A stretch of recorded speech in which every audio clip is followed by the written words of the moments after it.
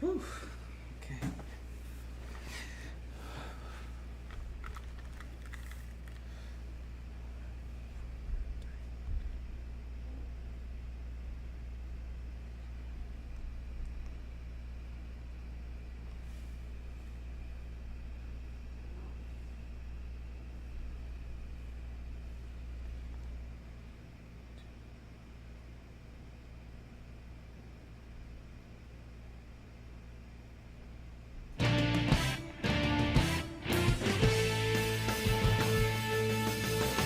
Welcome to the Golden State Media Concepts College Football Podcast, your ticket to all things college football. Are you looking to get your college football fix? Looking to get the latest news on your favorite school's team? Join us as we talk college football from the national championship to college rivalries to bowl games to the Heisman Trophy to which conference is the best. We've got you covered for the Big Ten, SEC, Big 12, Pac-12, ACC, and everything in between.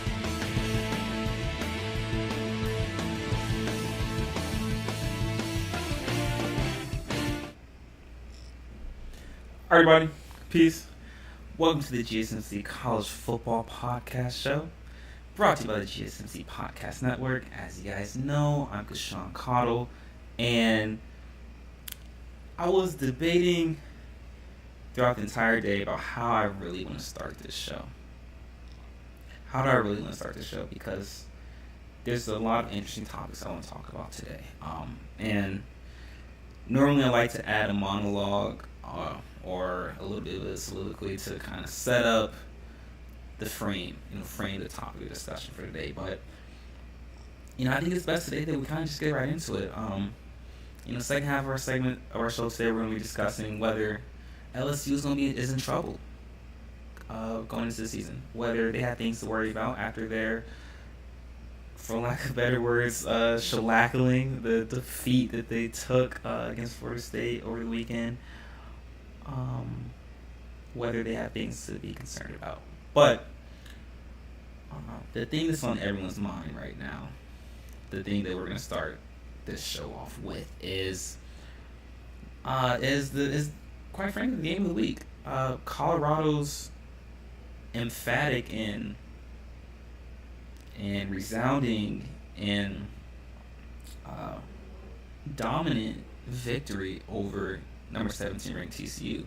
Before we get started, guys, be sure to subscribe, hit that subscribe button, and also hit that like button as well, so you can stay tuned and up to date for all of our latest content and shows as well. But the biggest story of the week is Colorado's victory over the TCU Horned Frogs.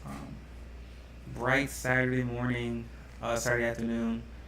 and I think everyone except for the 85 players and coaching and members of the coaching staff of Colorado thought that TCU was going to win on Saturday. But obviously Colorado had other plans. Deionsanders had other plans. Shedeur Sanders had other plans. Travis Hunter had other plans. The entire Colorado football team had other plans. Colorado defeated TCU by a score of 45-42. And for those who watched the game, understand that game was, the score isn't indicative of how wide of a margin the game actually was. Watching the game, Colorado was actually extremely dominant over the course of the game. The reason the score was so close was because Colorado, quite frankly, missed out on a lot of opportunities, missed out on a lot of scores. There's one that went right through Travis Hunter's hands in the end zone off a beautiful pass by Shedeur Sanders. And then Xavier Weaver dropped a phenomenal pass as well that likely would have taken him to the end zone as well. So watching the game, the game wasn't a 3-score game. It was, Colorado's much more dominant than that. However, I think the biggest takeaway from this game is the state of affairs and the transition and the direction that college football is heading towards. All throughout the offseason, the media and, quite frankly, other teams in college football were giving Deion Sanders a lot of flack, and they were criticizing him, and they were questioning his methods and whether the way he was developing, the way he was creating this program at Colorado was going to work or not. And the moment I saw back in April that 45 players transferred out of Colorado and they brought in 85 players, that told me all I needed to know about what direction Colorado was going in this season, and that they were going to be on the up and up. They would be serious contenders, not for a national championship, but at least for the Pac-12. No doubt about it. And I say that because when you're establishing culture in any sport, whether it be football or basketball, at the collegiate program, it takes a head coach a minimum of 5 years to establish culture. And I say that because you need 1 year to get out, or to let the players from the old regime, the old culture, leave and transfer. You need another year to bring in your culture, your guys, the guys that you think represent your culture. You need a third year to develop those guys, to let them develop. You need a fourth year to actually now hold an accountability for winning. And then a fifth year is how you really gauge in how you sort of measure whether this coach is good enough to lead your program. So whenever athletic directors and universities hire new coaches for whatever sport, they need a minimum of 5 years to really establish culture. And the reason that is because it's so important to have the right personnel into your culture. And when you have a solid culture, a strong foundation, and an actual standard that you want to carry, that is going to naturally eliminate a lot of people. So when you hold yourself to a high standard and you have a certain idea of what you want, you're naturally going to be more exclusive than the average individual. And that's why culture is so important, because we need to really weed out people who aren't going to hold to our standard and keep the people that can hold our standard. And so that's why it's always a big exodus process when establishing culture, because now you need to really eliminate everyone that can't hold that standard and follow that culture. And people always question whether when freshmen come in, was the program too hard, or was coach too hard on you, or is the program going to suffer from players leaving? And I always have this thought process right here that whenever players leave because they can't fit the standard, they can't follow your standard, your culture, your program automatically gets better. Your program and culture automatically gets better when people leave because they can't follow your standard. Automatically. Because what happens is you weed out those people, and now you make room for players that can follow that culture and can follow that standard. And that's why you have to be extremely, extremely meticulous and nuanced and detailed in establishing culture, because that is your foundation. That's your core foundation when it comes to coaching. Not necessarily winning. Winning is a caveat of your culture, but culture is how you carry yourself on a day-to-day. What your standard is, not just for winning, but in life in general.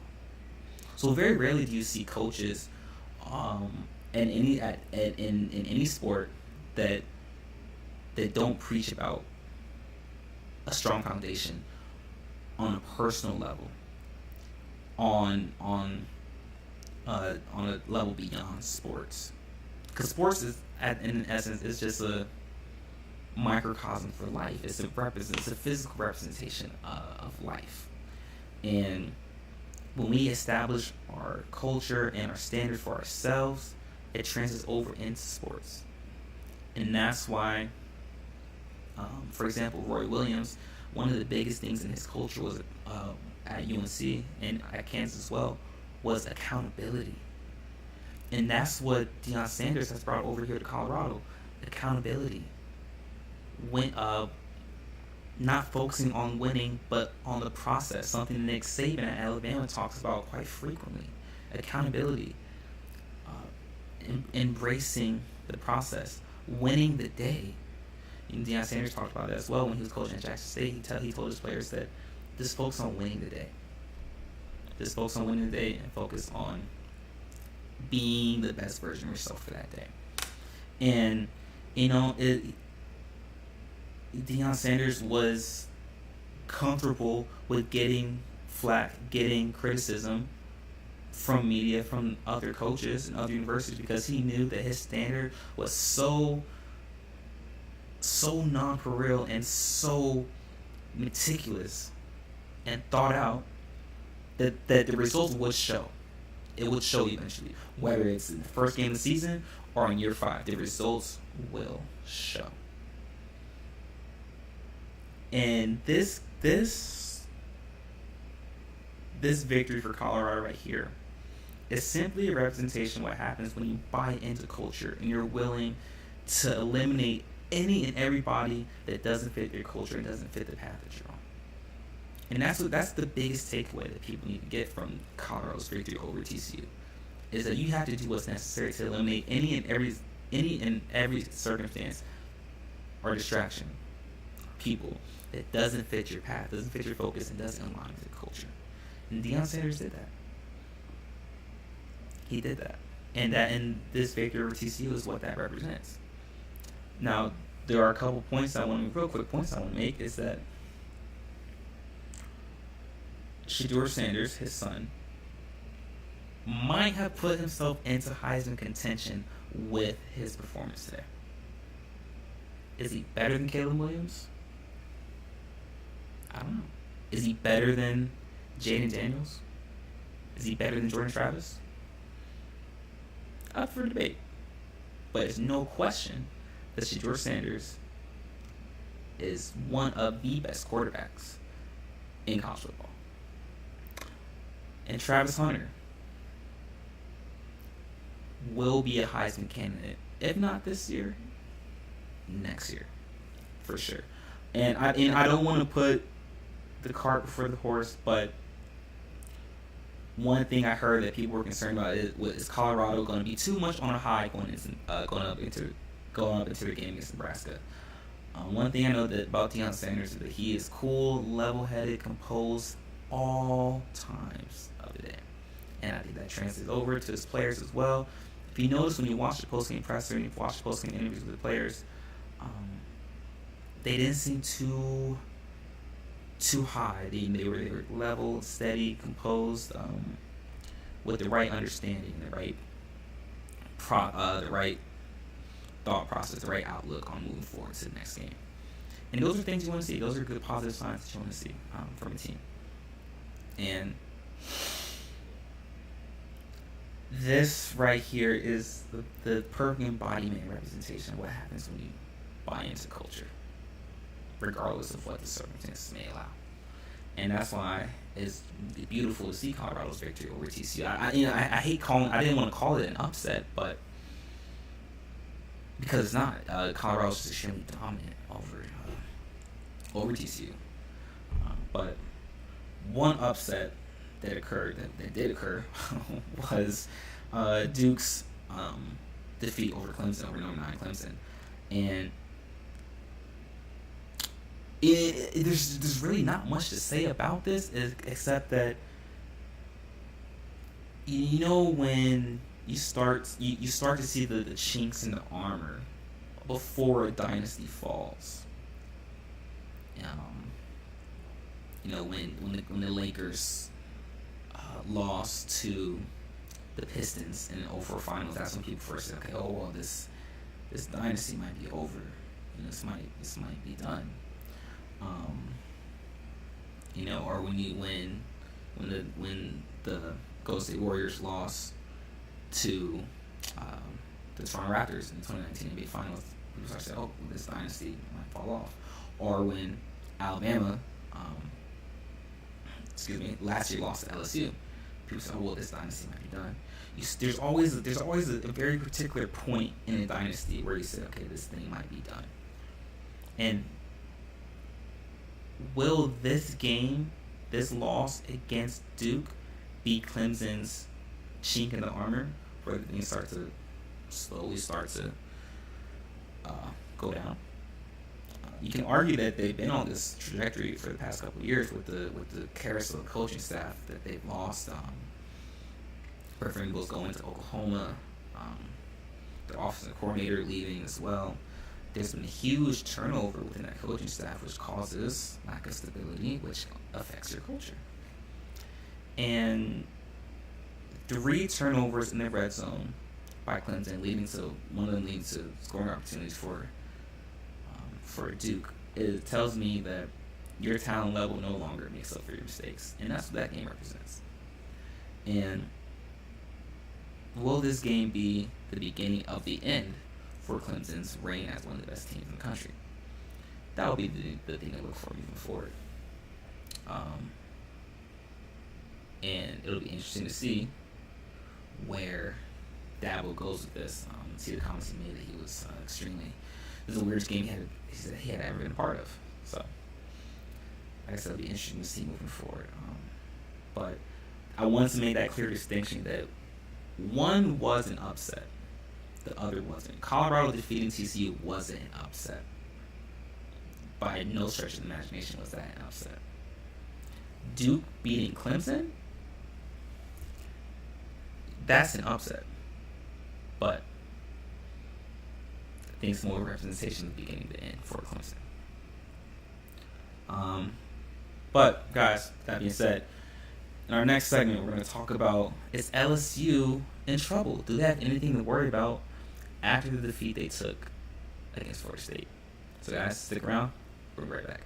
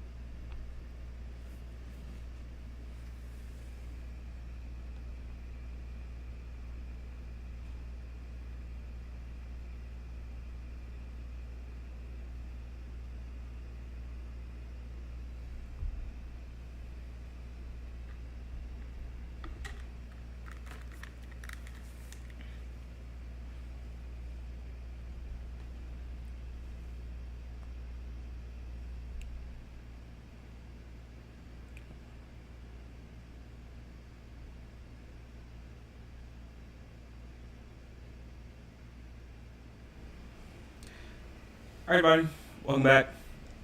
If you missed our last segment, we talked about the importance of establishing culture and how the victory over Colorado's victory over TCU represents the perfect embodiment of what it means to establish culture. And what Deion has done is exactly that. He's actually stepped ahead of the process. But in this segment, I want to talk about whether LSU is in trouble after this display they put on this weekend in their loss against Florida State. But before we get into it, guys, if you haven't already, be sure to hit that subscribe button, hit that like button as well, stay up to date on all the news content from the GSMC College Football Podcast. LSU, Florida State, Sunday night. It was, so just to clarify, I actually predicted LSU would defeat Florida State by a score of 31-17. But in hindsight, that was it was the worst, probably one of the worst predictions I've ever made as an analyst. But aside from the actual game, there's a little cause for concern with LSU's performance. So LSU lost by a score of 24-45 against Florida State. Jaden Daniels of LSU threw for 347 yards with 1 touchdown and 1 interception. Jaden Daniels was the leading rusher as well for LSU with 64 yards and 15 carries.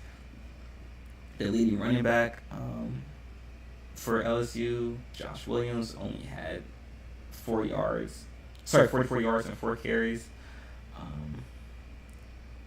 So the offense was quite stagnant. Over the course of the game. And going to halftime, the score was 17-14 LSU. And initially, I thought that it was just a matter of getting into a rhythm for LSU, and they would make adjustments going into the second half, and they would start to pull away. Because I didn't think that Florida State would have the offensive firepower to keep up with LSU. I didn't think the defensive interior for Florida State will be able to get to the quarterback, will be able to get to Jaden Daniels fast enough. And I thought the experience of the LSU receivers would come into play against the younger secondary that Florida State has. But the biggest key to the victory for Florida State was not necessarily the offense, but the pressure that they were able to put on the offensive line at LSU. They ended up with 4 sacks, and throughout the entire second half, Jaden Daniels looked flustered, and it was because of that pressure that Florida State's interior put on. There was a number of sequences where Jaden Daniels would have to go through his progression quicker than expected, and he had to scramble out of the pocket, and that led to a lot of missed throws, like I said, sacks, and missed opportunities for the offense. However, the biggest factor, aside from the interior of Florida State's defense, was their quarterback, was Jordan Travis. I mean, read off his stats. He 23 of 31, 342 yards, 4 touchdowns, 1 interception. It was phenomenal. I mean, Keon Coleman, his leading receiver, had 9 receptions, 122 yards, 3 touchdowns. Jaheim Bell had a touchdown as well. It was a great display for Jordan Travis. And going into this game, before I actually had Jaden Daniels on my Heisman list, but it looks like I chose the wrong quarterback for this game. It's safe to say that Jordan Travis is probably going to be in the Heisman contention as well if they can keep this up. However, there is a little cause for concern with how good Florida State actually is, because LSU lost so many pieces on the defensive end from last season. whether it's from the draft, from the transfer portal. So their interior wasn't as strong as it was last year.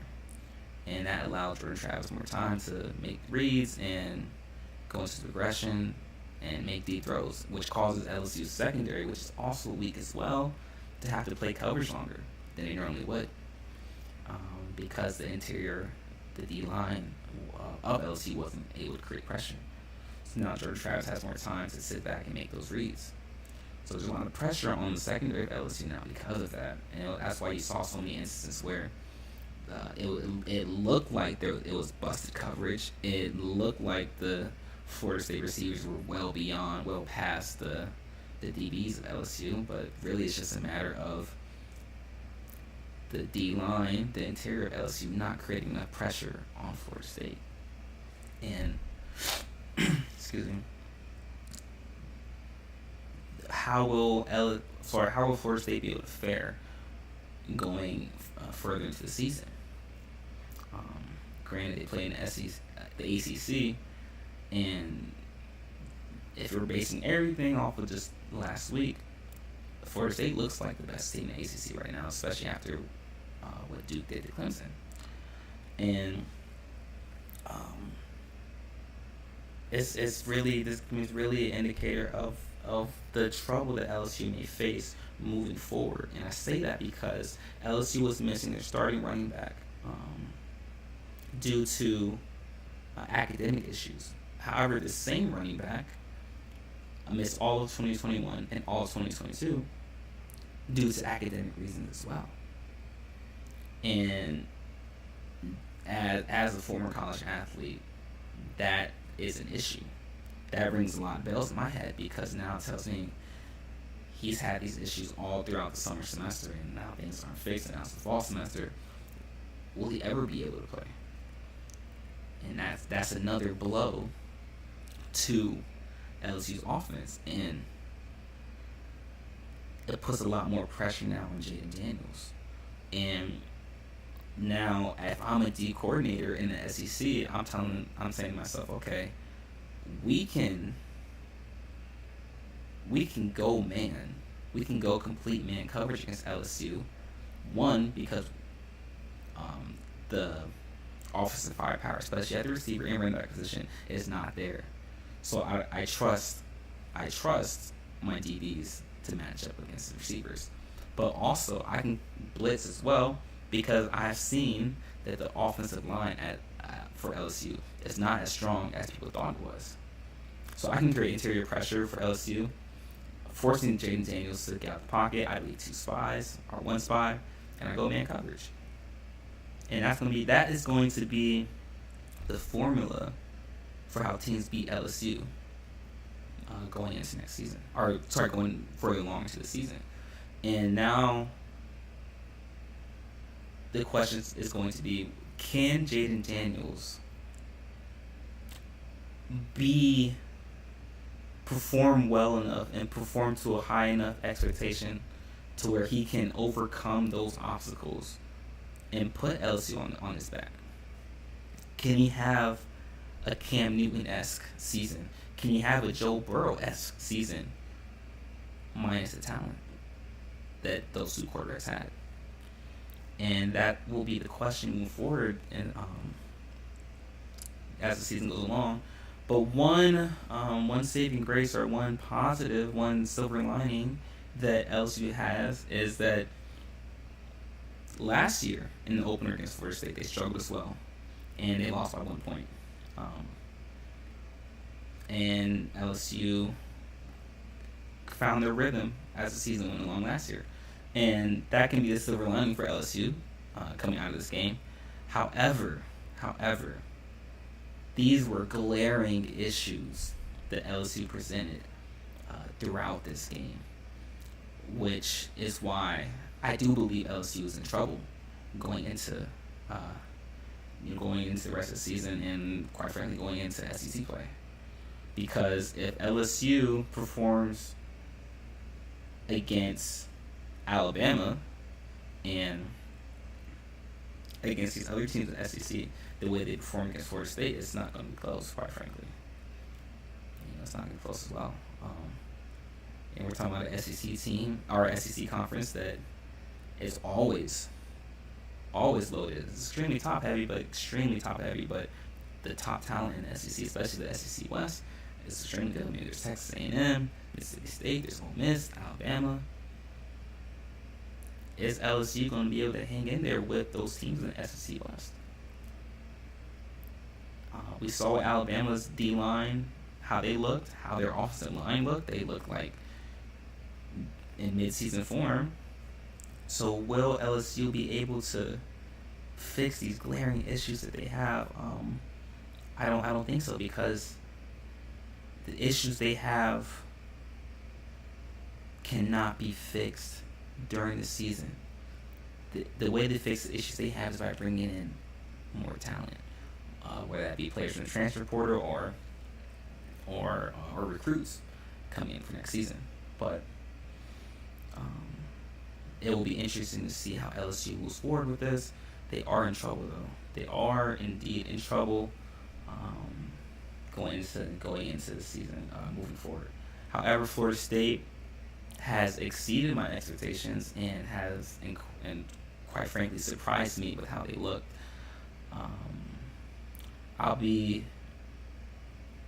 more impressed once they get into ACC play and seeing how they perform against their conference opponents. But for right now, I do believe that LSU is in trouble and that Florida State will be possibly legitimate title contenders, depending on how they fare. But that is what I've seen, so that's what I was able to come to, and that's what I saw throughout this game on Sunday. But guys, that is all we have for our show today.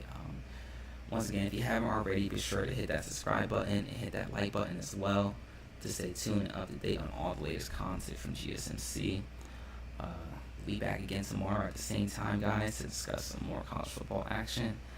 Continue to stay safe, be vigilant, make smart decisions, and until next time, guys, peace.